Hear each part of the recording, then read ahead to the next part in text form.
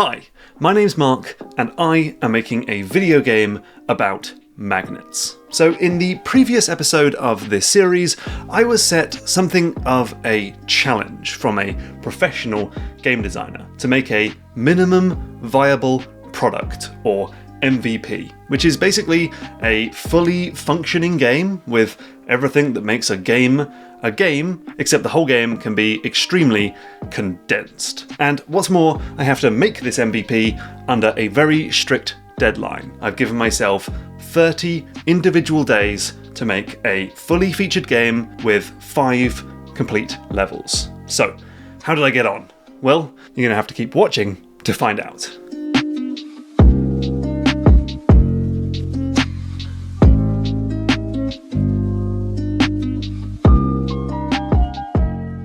Okay, so before I jumped into Unity, I thought the best idea would be to make a plan. How am I going to spend these 30 days? And so this is what I came up with. I'd spend the first 5 days working on the character and the magnet, the absolute basic stuff. Then I'd have 5 days to make level 1, make all the level architecture and the game mechanics and stuff like that. Then I'd have 15 days to make levels 2, 3, 4, and 5, with the assumption that I'll get faster as time goes on. That leaves me 5 days for meta elements like a pause screen and saving and loading, as well as polishing and bug fixing. I think that's a pretty good plan, and I can't think of anything too important that I've missed, so let's crack on. Spoiler alert, I missed something important.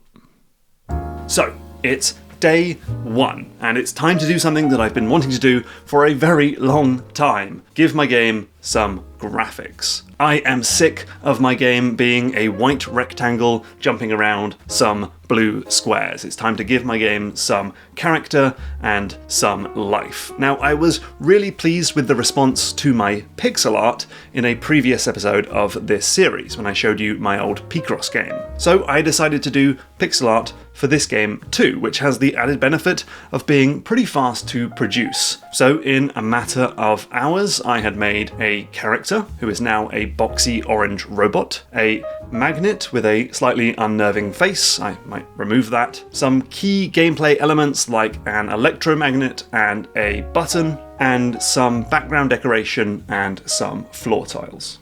Day 2, and I started a new project in Unity and started working on the character. I pulled across a bunch of code from my prototype, but with the aim of refining it and rewriting it for this MVP. For example, the prototype never had any animation, so time to figure out how that works, which I realised it was going to be kind of time consuming to make a full run cycle for this robot, so I decided to cheat and just kind of cut its legs off and replace it with a wheel. A bit cheeky, but with some nice dynamic poses and some particle effect, it looks pretty nice. Day 3, and it was time to put the magnet into the game.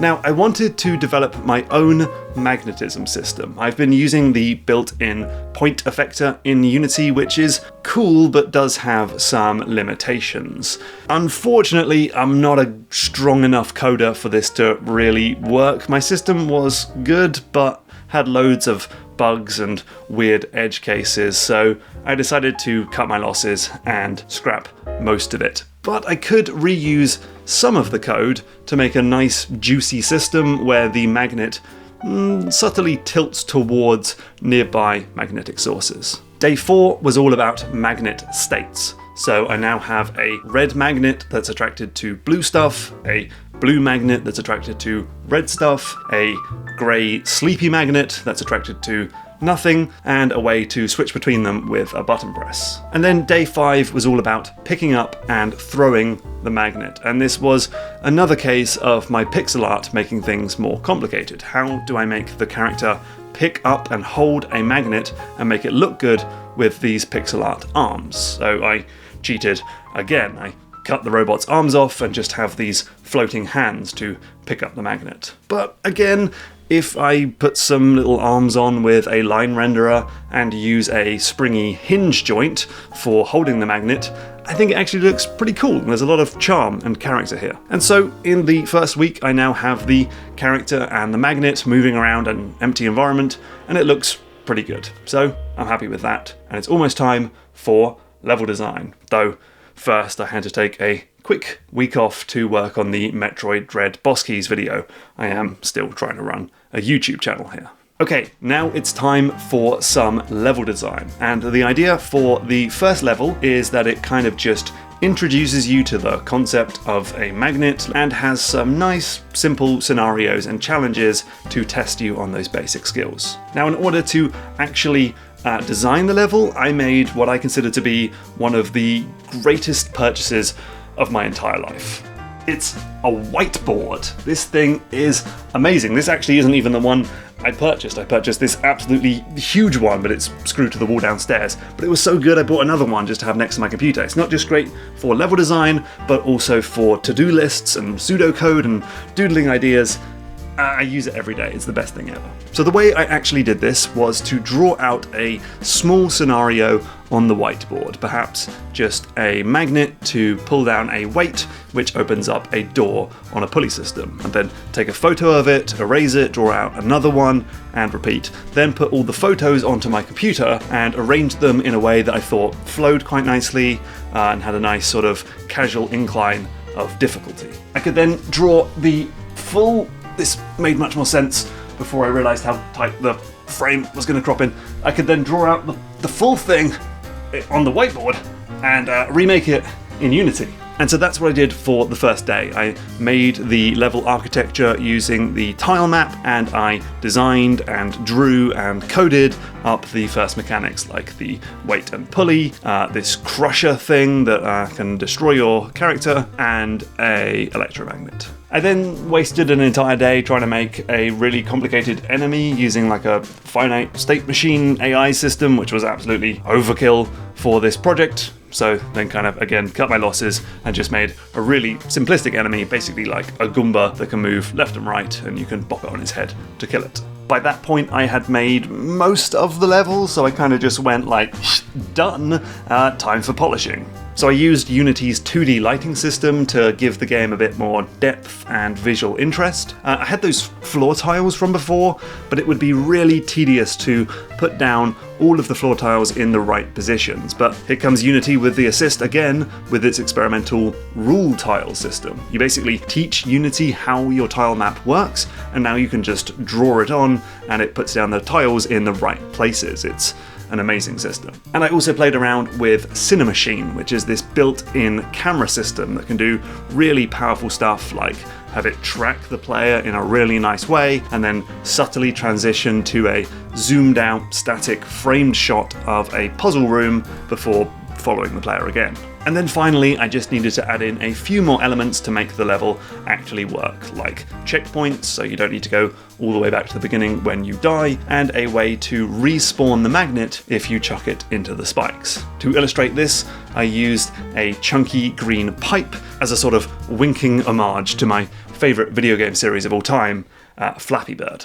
So now I am on to the big 15-day sprint of making levels 2, 3, 4 and 5, but over the weekend I had an idea for a puzzle. Now I'm going to have to be a little bit vague about how the puzzle works, not because I'm like super precious about my level design, but because I need to get feedback on these puzzles at some point, and that's not going to work if you already know the solution. So forgive me while I kind of dance around it a little bit. But I drew the level idea out on the whiteboard and then remade it in Unity, and then realized that there were loads of problems and ways to cheat it in Unity, so I had to work on it over and over again and kind of iterate on the idea until it works, but I am really proud of it. It was a lot of fun to make, and I think it is a pretty cool puzzle. It works on a lot of that stuff I talked about in my puzzle design video, of using assumptions to lure the player into realizing that there's basically an impossible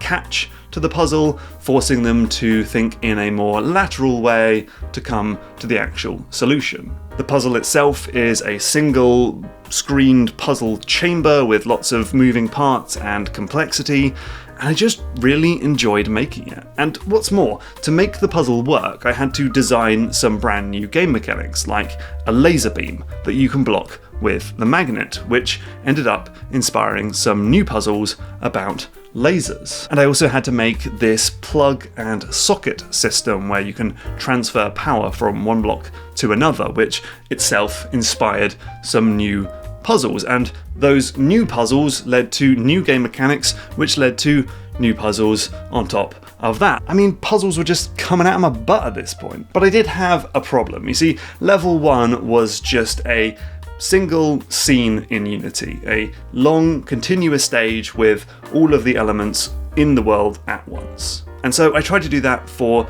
level 2 by having the puzzle chambers all in a single scene, and then, I put in like little corridors to link them up. But this was a bit unwieldy. I mean, that is a lot of stuff in memory at one time. My hierarchy in Unity was getting way too messy. And I think, worst of all, it was really hard to move things around. Like, if I suddenly decide that actually the 4th puzzle room is quite easy and so should go in the 2nd place, it would be a nightmare to shift all of that around. It's just not worth it. So I came up with a new plan. Instead of having 5 big individual levels, the idea is each level would be a series of small scenes, all connected up via doors. So a level might be 3 of these puzzle chambers with a number of interstitial levels that might teach you the game mechanics that you'll need in the puzzles, or provide some platforming as a sort of light palette cleansing in between the tricky puzzles. It would be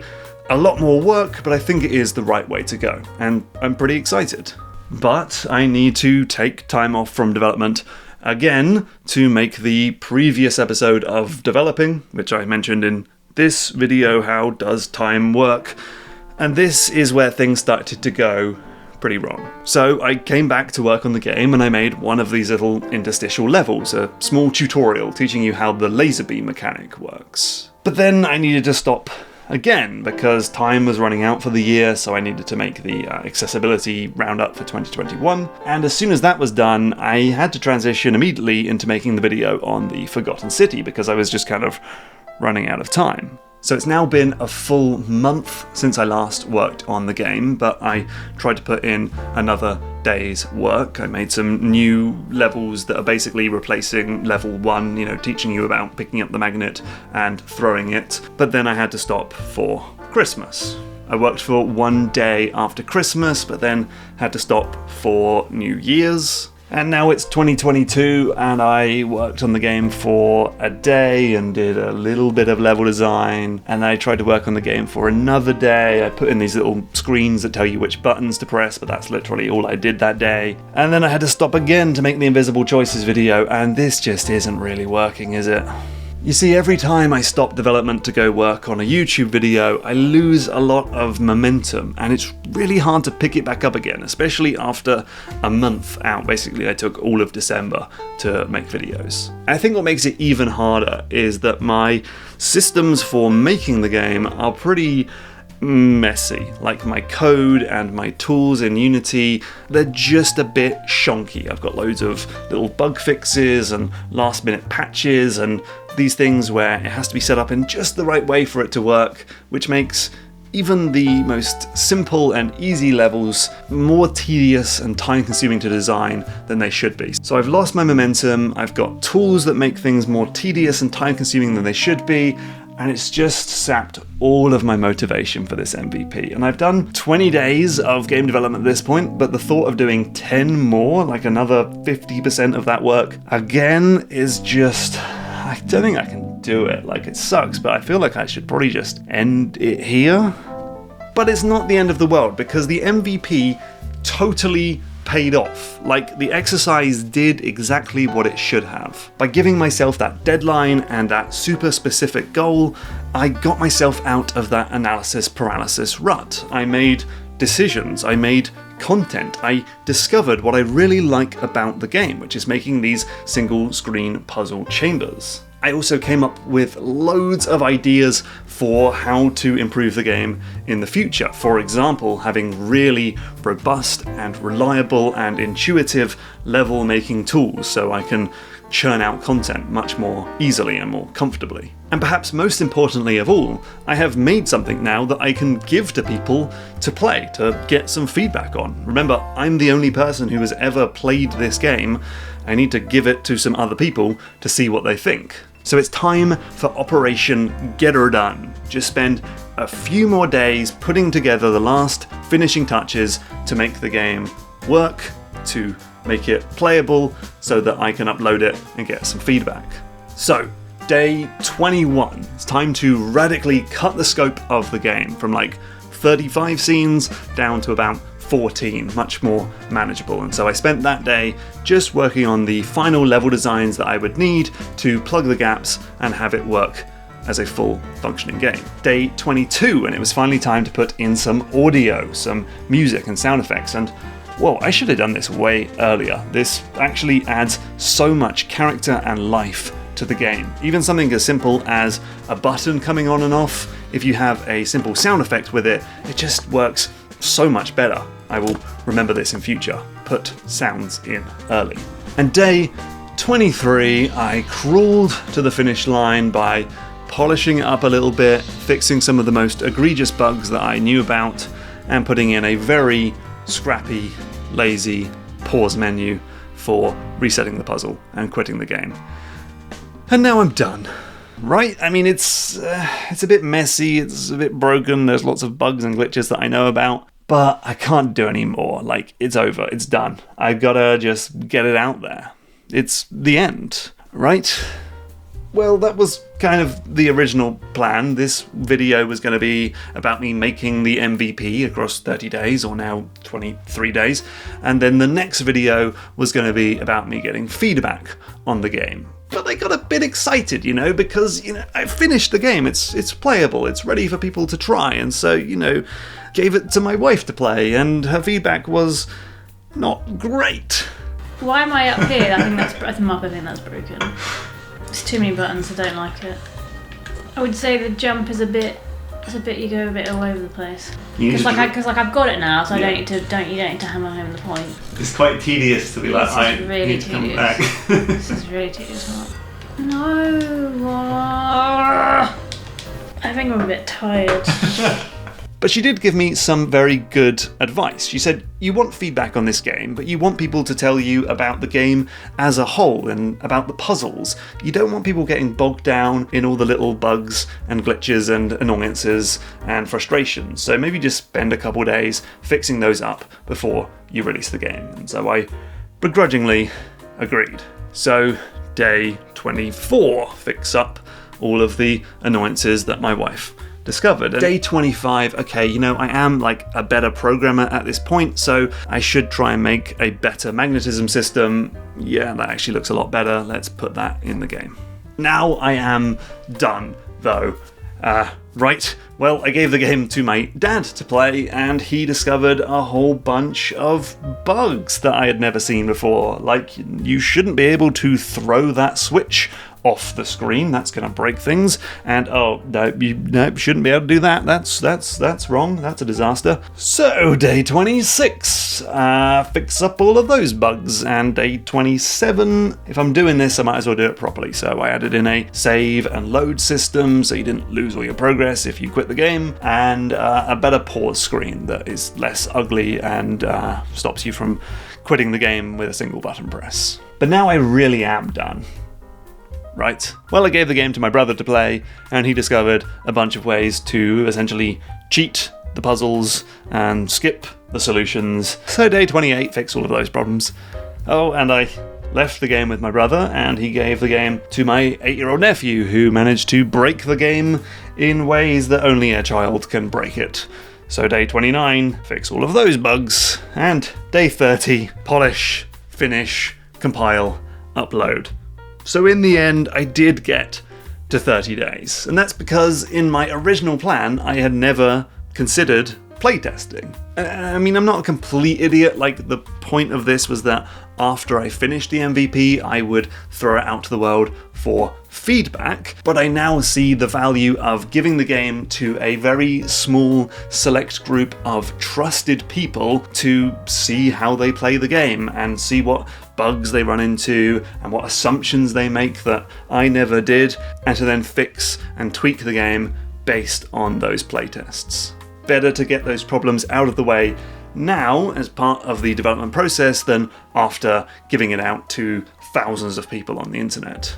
But it is finally that time. The minimum viable product is now done, and I have a playable demo for the world to play, or at least a very small, tiny fraction of the world, because I'm giving this demo exclusively to my patrons on any tier for the first month of its release. And I'll also give it to some designers and developers, including Oliver, who set me this MVP challenge, because as it turns out, the MVP was a brilliant idea. I just kinda screwed it up. So if you want to do one of these yourself, here is my 3 pieces of advice. Number 1, it's got to be pretty much your singular focus for the duration of the project. You can't go off for a month and make a bunch of YouTube videos and expect to keep up that same level of motivation.